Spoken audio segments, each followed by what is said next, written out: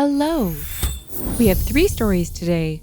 Our first features a boss who never learned the idiom of never mess with the people who know where your skeletons are buried.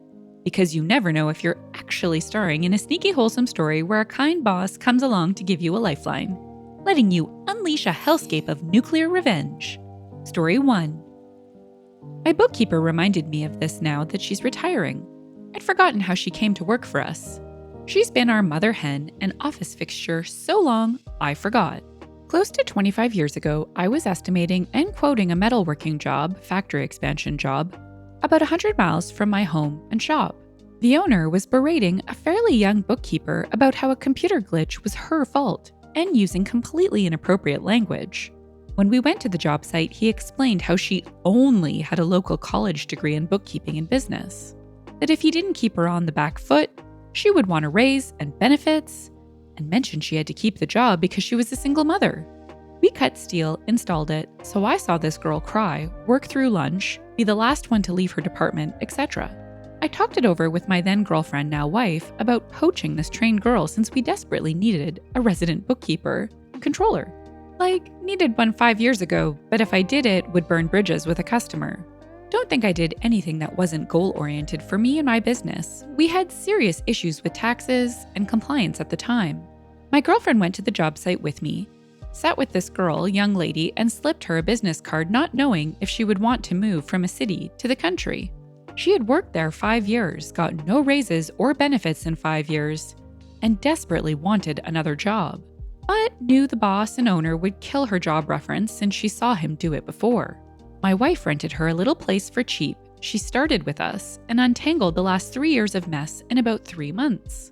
For the first time ever, the monthly reports were on time and the tax paperwork was done on time. Even managed to talk the IRS and state revenue out of most of the fines and penalties.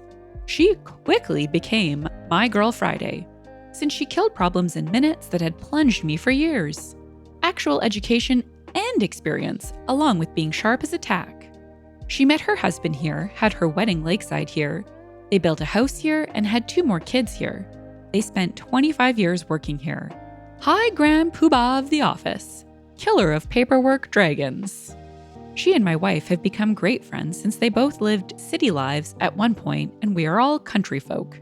Although I kept a professional distance, so I was quite surprised when she broke down in tears at her retirement get-together, saying she owed her entire life to us. Well, no she doesn't.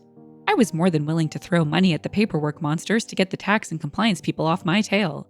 She saved the company. Model employee, wonderful wife, great mom, and all-around good person. She doesn't owe us anything. She earned everything. She worked hard to get it. It's my good fortune to have been in the right place at the right time, and the right time in her life. I'm sure with her intelligence, willingness to work and learn, she would have done well when she got away from that jerkhole. The revenge. I knew the customer I poached her from got into all kinds of tax and employee pay and state federal regulation problems about 6 months after she left. But I just found out when working with the state and federal tax people, she leaked about his shady dealings. When we dealt with labor relations people, she leaked about his shady dealings and so on. She knew exactly where to point the investigators, and they didn't disappoint. I've seen her use the innocent, "My last employer did this way," or "My boss is going to be very angry I messed this up." She would use it while talking people out of fines or penalties when she didn't even work here. So thinking about it, I know how she worked it into conversation without actually snitching, and they ran off foaming at the mouth and left us alone, sly girl. But our sly girl. He lost the company inside of 18 months of her being here. It's still there and producing, but under entirely new owners and management. Don't screw with the people cooking your books. She, by the way, got us through every audit from everybody, every agency. Even a super audit from the IRS about 7 years ago, and got complimented from the auditors about how organized and efficient she was, and how pleasant she was to work with. She said it was easy when we followed the rules. You know, the rules I didn't know about or understand. My eyes bulge at the mention of taxes and easy in the same sentence. In the comments, Bakatari said, "This is an awesome story. You've got the right idea. When you find a keeper, you don't keep them on their back foot. Instead, you find a way to help them fly, and you'll be amazed at what they will do for you. The best revenge is a life well lived. In this case, 2 families' lives. Darn it, who brought out the onion ninjas? Aw, geez, what now added? Seriously, this is the first r/PettyRevenge r/Made Me Smile crossover I've seen. Pitty said, PettyRevenge. Best served poached. Good one. The OG boss was such a turd, but she served him. There's nothing sweeter than revenge dealt to idiots that think they're so much better and smarter than everyone else, when in fact they have no clue. He sounds like he was a total Scrooge. But instead of being visited by ghosts of Christmas past, he got a visit from the tax man. Our second story deals with work theft. No, not theft at work, but theft of your work. Well, a little cut here, an edit there.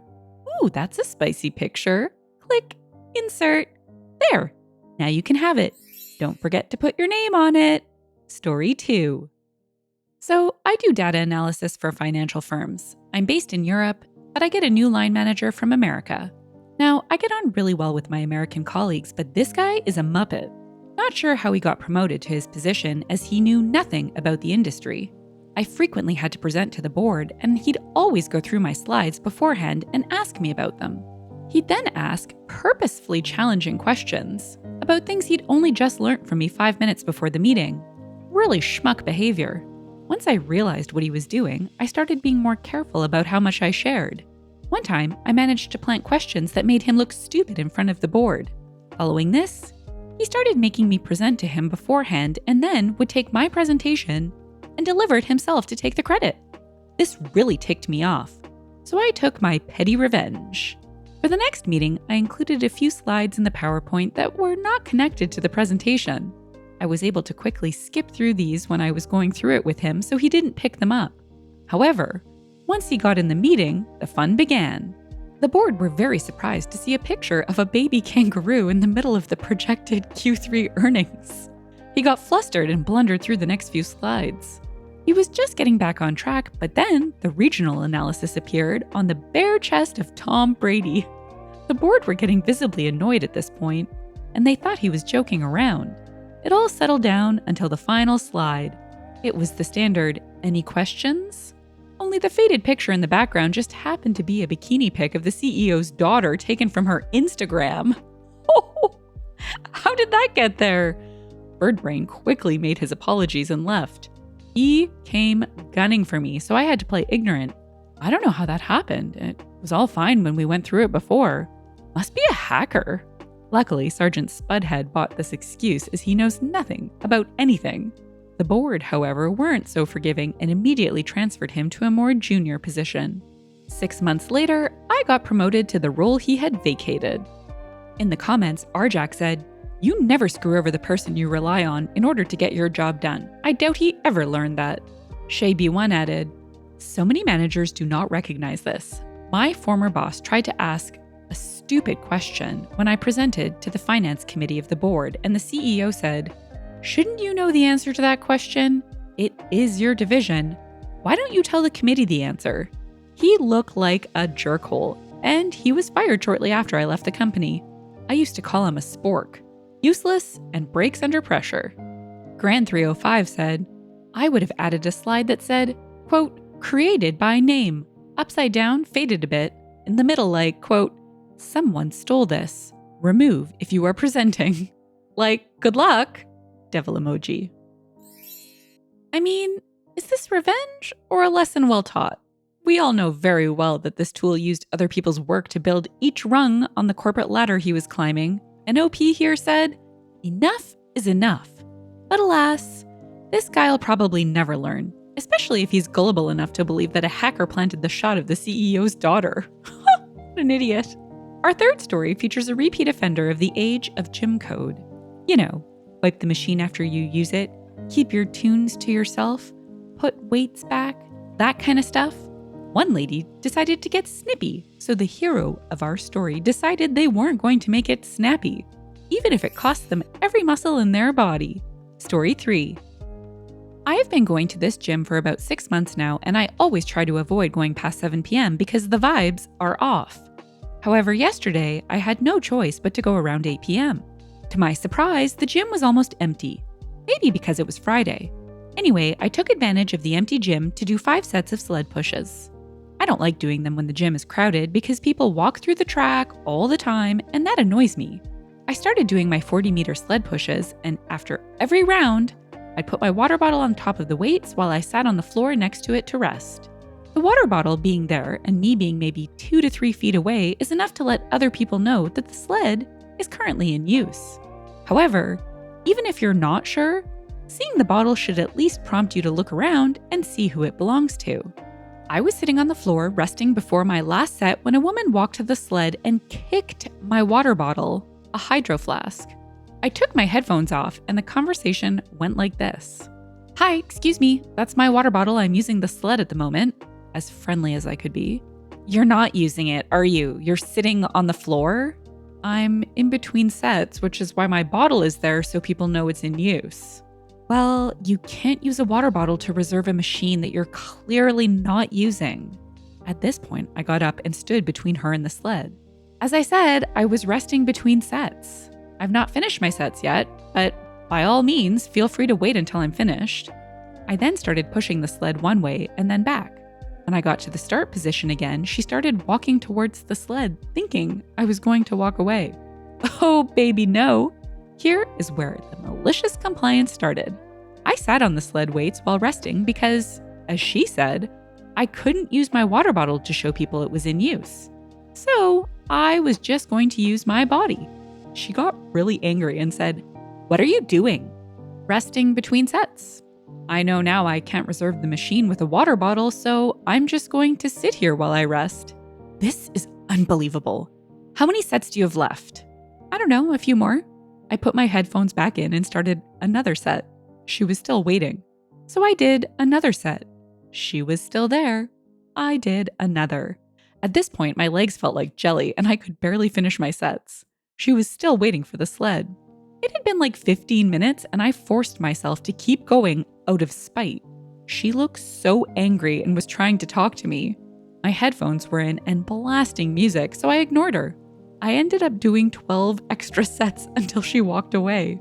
I started unloading my weights from the sled when a group of 3 gym bros asked if I was done. I said yes, and that it was all theirs. As I walked away towards the changing room, she saw me and walked towards the sled track just to find the 3 gym bros loading it. I could see the disappointment in her face when she saw them. The best part is that if she had been a decent human being, I would have been done in a minute, and she could have had the sled all to herself.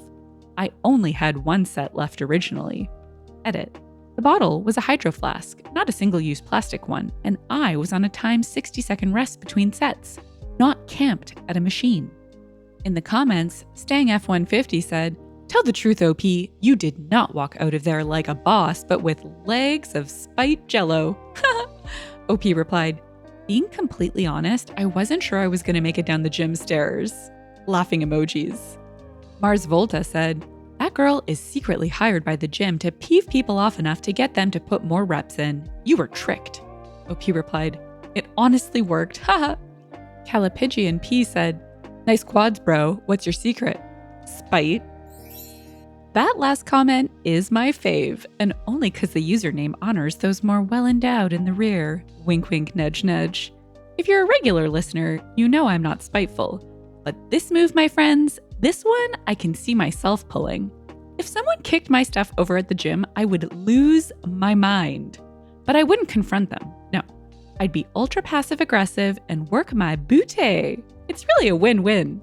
That's it for today. Until next time, shine bright, Starlight. If you've enjoyed the story and would like to hear more, consider liking, subscribing, and leaving a comment. Thanks, and bye for now.